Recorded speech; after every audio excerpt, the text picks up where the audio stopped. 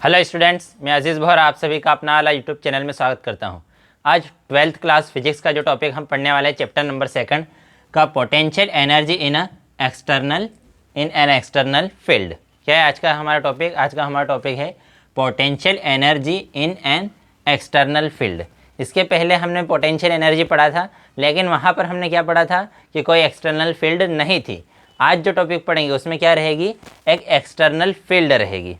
उससे पहले ये टॉपिक स्टार्ट करने से पहले अगर अभी तक आप लोगों ने हमारे चैनल को सब्सक्राइब नहीं किया है तो चैनल को सब्सक्राइब कर दीजिए, बेल आइकन को प्रेस कर दीजिए ताकि नए वीडियो के नोटिफिकेशन आपको समय पर मिलते रहे। ये वीडियो आपको अगर पसंद आए तो लाइक कीजिएगा और अपने दोस्तों के साथ भी शेयर ज़रूर कर दीजिएगा। और अगर इस वीडियो से रिलेटेड आपको कोई डाउट हो तो डाउट आप कमेंट में हमसे पूछ सकते हैं। तो क्या है आज का हमारा टॉपिक? हमारा टॉपिक है potential energy in an external field. इसके पहले जो टॉपिक पढ़ा था उसमें भी हमने पोटेंशियल एनर्जी पढ़ी थी, लेकिन वहाँ पर कोई एक्सटर्नल फील्ड थी क्या? नहीं, वहाँ पर कोई एक्सटर्नल फील्ड नहीं थी। लेकिन आज का जो टॉपिक पढ़ेंगे उसमें जो पोटेंशियल एनर्जी की बात करेंगे वो कब बात करेंगे? एक एक्सटर्नल फील्ड में, कि वहाँ पर पहले से कोई एक्सटर्नल फील्ड रहेगी तब किसी पॉइंट पर पोटेंशियल एनर्जी कितनी रहेगी। तो उसमें पहले हम पढ़ेंगे potential energy of a single charge, कि अगर हमारे पास एक सिंगल चार्ज है तो सिंगल चार्ज की पोटेंशियल एनर्जी कितनी रहेगी। अगर हमारे पास क्या है, एक सिंगल चार्ज, तो सिंगल चार्ज की पोटेंशियल एनर्जी कितनी रहेगी। तो हमने सपोज कर लिया यहाँ पर हमारे पास क्या है, एक एक्सटर्नल फील्ड। यहाँ पर हमारे पास क्या है, एक एक्सटर्नल फील्ड। क्या है? एक्सटर्नल फील्ड है। ठीक है, अब इस एक्सटर्नल फील्ड के अंदर मैं इन्फिनिटी से कोई चार्ज उठा के कहाँ लाऊंगा? इस एक्सटर्नल फील्ड में यहाँ पर कोई पॉइंट P है जिसका पोजीशन वेक्टर कितना है? R। इस पॉइंट P का पोजीशन वेक्टर कितना है? R। तो इस एक्सटर्नल फील्ड में पॉइंट P पर मैं क्या ले आ रहा हूँ? एक चार्ज Q। चार्ज Q कहाँ पर रखा था? इन्फिनिटी पर। चार्ज Q कहाँ रखा था? इन्फिनिटी पर। तो इन्फिनिटी से इस एक्सटर्नल फील्ड के पॉइंट P पर हम चार्ज को लेकर आएंगे। तो चार्ज को लेकर आने में हमें क्या करना पड़ेगा? वर्क। चार्ज Q को इस एक्सटर्नल फील्ड के पॉइंट P तक लाने में हमें क्या करना पड़ेगा? वर्क करना पड़ेगा। क्यों करना पड़ेगा? क्योंकि यहाँ पर क्या है, एक एक्सटर्नल फील्ड है। अगर एक्सटर्नल फील्ड नहीं होती तो चार्ज Q को लाने में कोई वर्क करना नहीं पड़ता। अगर यहाँ पर एक्सटर्नल फील्ड नहीं होती, जैसा हमने लास्ट वीडियो में पढ़ा था, ठीक है, अगर यहाँ पर कोई फील्ड नहीं होती तो हमें कोई वर्क करना पड़ता क्या? नहीं, वर्क डन कितना रहता? 0।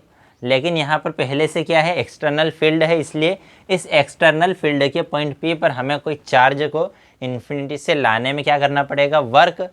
और वो जो हम वर्क करेंगे वो वर्क ही किस फॉर्म में स्टोर हो जाएगा? पोटेंशियल एनर्जी के फॉर्म में। इस चार्ज को लाने में हमने जो वर्क किया, चार्ज को लाने में हमने जो वर्क किया वो वर्क ही किस फॉर्म में स्टोर हो जाएगा? इन the form of potential energy. तो जो वर्क है, वर्क इज इक्वल टू क्या होता है? Q इंटू वी। वर्क इज इक्वल टू क्या होता है? Charge into electric potential. तो वी कहाँ का निकाल रहे? पॉइंट P का, इसलिए हम उसको किससे शो करेंगे? VR से। तो इस पॉइंट P पर इन एनी एक्सटर्नल फील्ड, कि इस एक्सटर्नल फील्ड का जो पॉइंट P है उस पॉइंट पर इस चार्ज को इन्फिनिटी से लाने में कितना वर्क करना पड़ेगा? QVR। QV वर्क करना पड़ेगा। ठीक है, अब ये जो वर्क है, ये वर्क ही किस फॉर्म में स्टोर होगा? In the form of potential energy. मतलब इस पॉइंट P पर potential energy U is equal to कितना रहेगा? QV। जो पोटेंशियल एनर्जी, जो वर्क है वो किस फॉर्म में स्टोर हो जाएगा? पोटेंशियल एनर्जी के फॉर्म में। तो इसलिए इस पॉइंट P पर potential energy U is equal to कितना रहेगा? QVR। क्लियर है? V क्या है? Electric potential at point P। और Q क्या है? कि इस चार्ज को हम इन्फिनिटी से उठा कर लेकर आए। किस चार्ज को लेकर आए? Q चार्ज को लेकर आए। ठीक है, अब सपोज करो कि हम एक चार्ज को लेकर आए, एक इलेक्ट्रॉन को लेकर आए।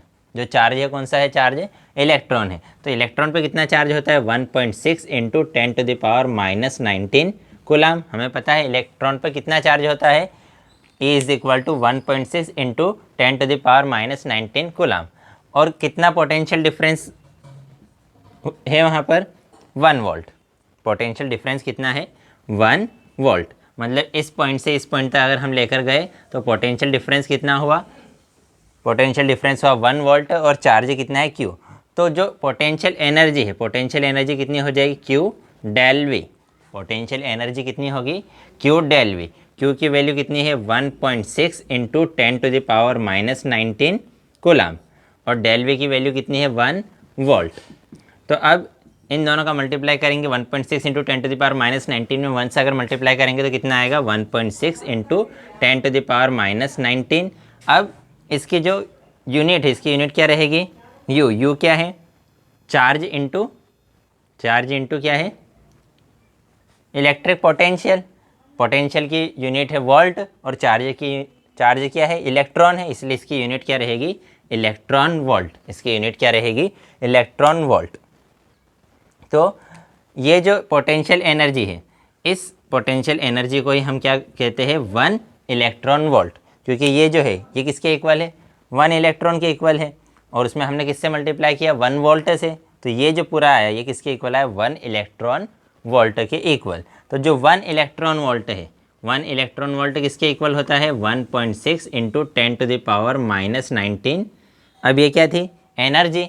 जो क्या है, एनर्जी, मतलब ये किसके इक्वल रहेगा, 1.6 इंटू 10⁻⁻19 जूल के इक्वल। देखो फिर से एक बार रिवाइज करते हैं, क्या था हमारे पास, एक एक्सटर्नल फील्ड थी। क्या था, we had an external field.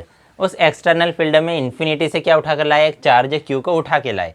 उस चार्ज को लाने में जो वर्क डन हुआ, उस चार्ज को लाने में जो वर्क डन होगा, वो वर्क डन ही किस फॉर्म में स्टोर होगा, in the form of potential energy. तो work done is equal to Q into V. तो यू, इस वर्क डन की जगह मैंने क्या लिख दिया, यू लिख दिया, क्योंकि वो किस फॉर्म में स्टोर हुआ, पोटेंशियल एनर्जी के फॉर्म में। तो यू इज इक्वल टू आ गया क्यू वी। आप सपोज करो हम किसको लेकर आए, इलेक्ट्रॉन को लेकर आए। इलेक्ट्रॉन को लेकर आए मतलब क्यू की जगह हमें क्या लिखना पड़ेगा, ए इज इक्वल टू 1.6 इंटू 10⁻⁻19, और उसमें पोटेंशियल डिफरेंस कितना किया, कितना हमें उसको डिस्प्लेस किया, डेल वी, मतलब पोटेंशियल डिफरेंस कितना है, 1 वोल्ट। तो पोटेंशियल एनर्जी कितनी हो जाएगी, क्यू इंटू डेल वी। तो क्यू की वैल्यू रखी, डेल वी की वैल्यू रखी, तो कितना आया वो आया हमारे पास 1.6 इंटू 10⁻⁻19। अब ये क्या है, एनर्जी है, तो इसको हम क्या लिखेंगे, इसको हम लिख देंगे, एनर्जी है तो एनर्जी का ऐसा यूनिट क्या है, जूल। तो यहाँ मैंने लिख दिया जूल। अब इसी को हम क्या कहेंगे, इसी को हम कहेंगे 1 इलेक्ट्रॉन वोल्ट। ये किसके इक्वल है, ये है 1 इलेक्ट्रॉन, और उसमें किसका मल्टीप्लाई किया, 1 वोल्ट का। तो ये किसके इक्वल रहेगा, 1 इलेक्ट्रॉन वोल्ट। तो 1 इलेक्ट्रॉन वोल्ट किसके इक्वल होता है, 1.6 इंटू 10⁻⁻19 कूलाम के -19 जूल के इक्वल। 1 इलेक्ट्रॉन वोल्ट किसके इक्वल होता है, 1.6 इंटू 10⁻⁻19 जूल के इक्वल। अब ये जो पोटेंशियल एनर्जी है, ये तो हमने किसके लिए निकाली, सिंगल चार्ज के लिए। अब अगर हमारे पास एक सिस्टम ऑफ चार्ज है, क्या है, सपोज करो we have an system of charge, कि 2 चार्जेस का अगर सिस्टम है, 3 चार्जेस का सिस्टम है, तब पोटेंशियल एनर्जी कितनी रहेगी, ठीक है। तो अगर हमारे पास क्या है, of a system of 2 charge, कि अगर हमारे पास 2 चार्जेस का सिस्टम है, अगर 2 चार्जेस का सिस्टम है तब पोटेंशियल एनर्जी कितनी रहेगी। तो फिर से हमारे पास, और किसके लिए बात कर रहे हैं, इन एन एक्सटर्नल फील्ड, किसकी बात कर रहे हैं, इन एक्सटर्नल फील्ड। तो एक चार्ज हमने सपोज कर लिया Q1 और एक दूसरा चार्ज हमने सपोज किया Q2। अब इस Q1 चार्ज को उठा के लाए कहाँ पर, इस एक्सटर्नल फील्ड के पॉइंट P पर, जिसका पोजीशन वेक्टर कितना है, R। पोजीशन वेक्टर कितना है इसका, R। तो अब इस चार्ज Q1 को उठाने में लाने में जो वर्क डन है, वर्क डन कितना रहेगा, वर्क डन रहेगा Q1 P, ठीक है। हम सपोज कर लेते हैं इस पॉइंट की, यहाँ पर इस पॉइंट पर हम उसको उठा कर लाए, इस पॉइंट का पोटेंशियल कितना है, VR। तो वर्क डन किसके इक्वल रहेगा, Q1 V1 R, इसको हम V1 नाम दे देते हैं, ठीक है। तो जो वर्क डन है, वर्क डन किसके इक्वल आया, वर्क डन हमारा इक्वल आया Q1 V1 R, या यूँ सपोज करो, चलो एक इसमें थोड़ा सा और डिफरेंट हम कर सकते हैं। हम क्या कर सकते हैं, ये हमारे पास क्या है, हमने यहाँ पर मान ली, suppose we have an external field, क्या है हमारे पास, एक्सटर्नल फील्ड। इस एक्सटर्नल फील्ड में यहाँ पर कोई पॉइंट है, इस पॉइंट की जो पोटेंशियल एनर्जी या इलेक्ट्रिक पोटेंशियल जो है वो कितना है, VR1, where R1 is position vector. R1 क्या है, पोजीशन वेक्टर। इस पॉइंट पर हम किसको उठा कर लाए, चार्ज Q1 को उठा कर लाए। चार्ज Q1 को इस पॉइंट तक लाने में हमें क्या करना पड़ेगा, वर्क डन, क्योंकि यहाँ पर एक्सटर्नल फील्ड है। अगर एक्सटर्नल फील्ड नहीं होती, अगर एक्सटर्नल फील्ड नहीं होती तो कोई वर्क करना पड़ता, क्या वर्क कितना रहता, 0। लेकिन यहाँ पर एक्सटर्नल फील्ड है तो हमको चार्ज Q1 को लाने में इस एक्सटर्नल फील्ड के अगेंस्ट, एक्सटर्नल फील्ड के अगेंस्ट क्या करना पड़ेगा, वर्क करना पड़ेगा। और वो वर्क ही इस पॉइंट पर किस फॉर्म में स्टोर होगा, in the form of potential energy. तो कितना वर्क करेंगे, वर्क इज इक्वल टू रहेगा चार्ज इनटू इलेक्ट्रिक पोटेंशियल। तो चार्ज कितना है Q1 और इलेक्ट्रिक पोटेंशियल कितना है VR1। ठीक है, अब ये जो वर्क डन है यही किस फॉर्म में स्टोर हुआ, पोटेंशियल एनर्जी के फॉर्म में। तो हमने U इज इक्वल टू लिख दिया Q1 VR1।